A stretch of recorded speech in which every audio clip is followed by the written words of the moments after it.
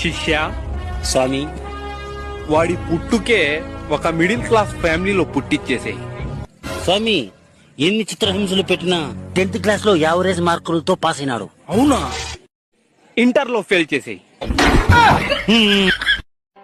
వీడు ఏం ఆశించినా అది దక్కకూడదు. ఈ లైన్ హెడ్డింగ్స్ లో రాయి.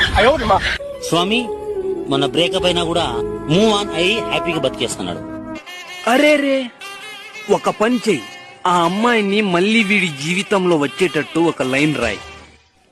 Permanent Gaana? ఏ పర్మనెంట్ గా కాదు, వీడి మనసు ఆ అమ్మాయి మీద వెళ్ళగానే మళ్ళా బ్రేకప్ చేపిచ్చేద్దాం. వాడు అనుకున్న గోల్ కు రీచ్ అవ్వకపోయినా హ్యాపీగా బతికేస్తున్నాడు.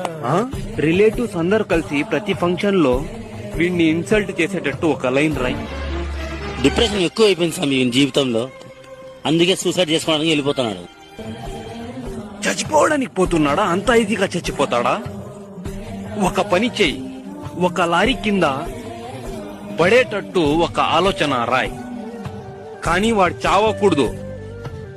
కాళ్ళు చేతులు విరిగి జీవితాంతం నరకయాతన అనుభవించాలన్నా